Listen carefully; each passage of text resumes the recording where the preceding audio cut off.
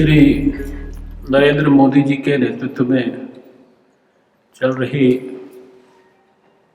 भारत सरकार ने मेरे प्रिय सहयोगी श्री प्रहलाद पटेल जी हमारे आज के इस कार्यक्रम को गरिमा प्रदान कर रहे हैं। हमारे साथी Ashutosh Sharma ji, science and technology के सेक्रेटरी, कल्चर मिनिस्ट्री के सेक्रेटरी राघवेंद्र जी, गांधी दर्शन समिति के अध्यक्ष श्री दीपांकर जी, यहाँ उपस्थित सभी प्रिय महानुभाव और मीडिया के मित्रों, मेरे लिए प्रहलाद पटेल जी की तरह ये दिन निश्चित रूप से बहुत सुखद अनुभूति का दिन है, क्योंकि गांधी जी का व्यक्तित्व ही इतना बड़ा है, इतना ऊंचा है कि उनके नाम के साथ जुड़ा हुआ कुछ भी कभी भी अगर करने का मौका मिल जाए तो वो किसी भी व्यक्ति के जीवन में सबसे बड़ा सौभाग्य हो सकता है। गांधी जी को हम सब लोग बहुत अच्छी तरह से जानते हैं, समझते हैं, उनसे प्रेरणा लेते हैं। बचपन से लेकर आज तक उनके जीवन के सैकड़ों प्रेरणादायक प्रसंग हम लोगों ने सुने हैं, पढ़े हैं, और सौभाग्य मिल जाए तो उनका दर्शन भी करने का मौका मिला है। उन प्रसंगों को सही मायने में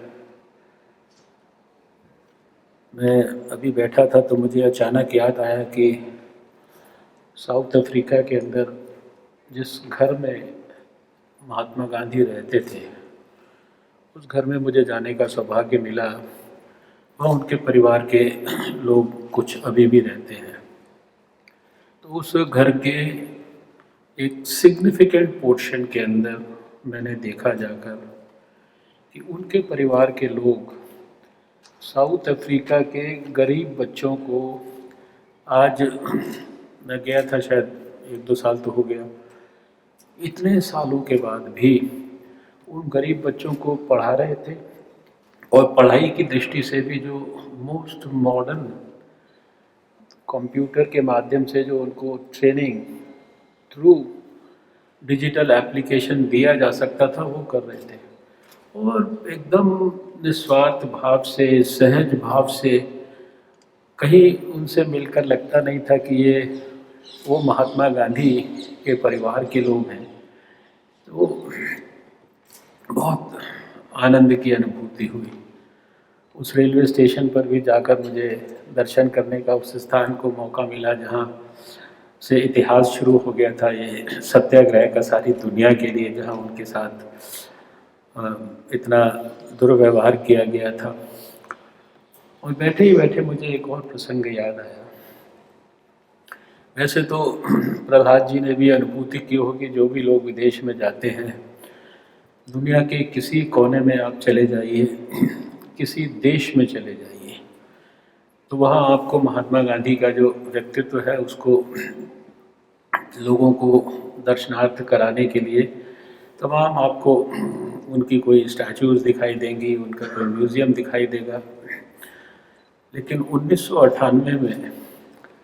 मुझे ब्राज़ील के रियो डी जेनेरियो शहर में जाने का मौका मिला। मुझे एक विश्व स्वास्थ्य संगठन का एक अंतर्राष्ट्रीय अवार्ड मिला था। उसका जो कार्यक्रम था वो रियो डी जेनेरियो में था। और उस कार्यक्रम पूरा करके अवार्ड लेके मैं बाहर निकल रहा था और मैं गाड़ी के अंदर बैठा, तो बैठते हुए मेरी ऐसे नज़र पड़ी, मुझे लगा कि कोई जाना पहचाना सा मुझे ऐसे चेहरा दिखाई दे रहा है। तो 1 सेकंड के लिए मैं रुक गया, और 1 सेकंड के लिए मैं रुका तो मैंने देखा कौन है ये, देख तो बड़ा फेमिलियर लग रहा है। बिकॉज आई नेवर थॉट कि ब्राज़ील में कोई इतना फेमिलियर कोई चीज़ मुझे दिख सकती है। अमेरिका से भी जहाँ पहुँचने में 9 घंटा और आगे लगता है, वहाँ मैंने महात्मा गांधी का इतना बड़ा वो एक स्टैचू देखा इतना ऊंचा, शायद उतने ऊंचे स्टैचू मैंने यहाँ पर भी जल्दी से आसानी से नहीं देखे होंगे। यानी ये महात्मा गांधी का व्यक्तित्व है। वो सारे दुनिया के लिए, सारे मानवता के लिए प्रेरणा स्रोत है। और हेल्थ में और साइंस में तो मैंने देखा कि उनका साइंस को जो आज हम सब बोलते हैं, प्रधानमंत्री नरेंद्र मोदी जी कहते हैं साइंस जो है वो खाली अच्छा पेपर पब्लिश करने के लिए नहीं है। हम लोग अपने साइंटिस्ट को बोलते हैं भैया, प्रधानमंत्री जी ने हमारे साइंस कांग्रेस में कहा था साइंटिफिक सोशल रिस्पॉन्सिबिलिटी। आज साइंटिफिक सोशल रिस्पॉन्सिबिलिटी जो उन्होंने बोला, उस पर हमारा एक कैबिनेट नोट तैयार होकर बहुत जल्दी कैबिनेट में आने वाला है। साइंटिफिक सोशल रिस्पॉन्सिबिलिटी प्रधानमंत्री जी ने कहा, और हमने देखा कि इसकी अगर बहुत गहराई में जाए तो वो सारी बातें जो है महात्मा गांधी ने विज्ञान को कैसे जनता तक, जनता के लाभ के लिए, जनता की समस्याओं के समाधान के लिए इस्तेमाल करना चाहिए, किया जा सकता है। ये जो विज़न है, ये बड़ा विज़न जो है ये महात्मा गांधी ने दिया। मैं FSSAI के कार्यक्रम में जाता हूँ और वहाँ जब हम लोग ईट राइट इंडिया का कैंपेन लॉन्च करते हैं तो ध्यान में आता है कि वो लोग भी प्रधानमंत्री अपने महात्मा गांधी जी का कैसे साइकिल पर भी चल चल के उन्होंने शायद जो है ये ईट राइट इंडिया जैसा जो कैंपेन है, क्या भोजन हमारा होना चाहिए, क्या स्वच्छता के बारे में, क्या विचारों के बारे में, क्या संस्कारों के बारे में, क्या संस्कृति के बारे में, यानी जैसे विचार होंगे जैसा उसी हिसाब से मन होगा, जैसा भोजन होगा उसी हिसाब से मन होगा, उसी हिसाब से सोच होगी। ये सारे कंसेप्ट्स, और जो स्वच्छता के बारे में कि जैसे कि स्वच्छता इज नेक्स्ट टू गॉडलीनेस या गॉडलीनेस इज नेक्स्ट टू स्वच्छता, यानी इतने इम्पोर्टेंस इस विषय को दिया, जिसको हमने देखा कि 2014 में प्रधानमंत्री जी ने इतना बड़ा आंदोलन स्वच्छ भारत मिशन का किया। मैं ऐसे हेल्थ मिनिस्टर महसूस करता हूं कि उस स्वच्छता के मिशन के कारण देश के अंदर बहुत सारे हेल्थ पैरामीटर्स के अंदर, ये स्थान नहीं है उसका उल्लेख करने का डिटेल में, लेकिन कितना परिवर्तन हुआ है। यानी एक साधारण व्यक्ति निस्वार्थ भाव से और इतने उच्च कोटि के विचार रख के सारा जीवन सिंपलेस्ट लिविंग के साथ जिन्होंने सारे देश को जागृत किया,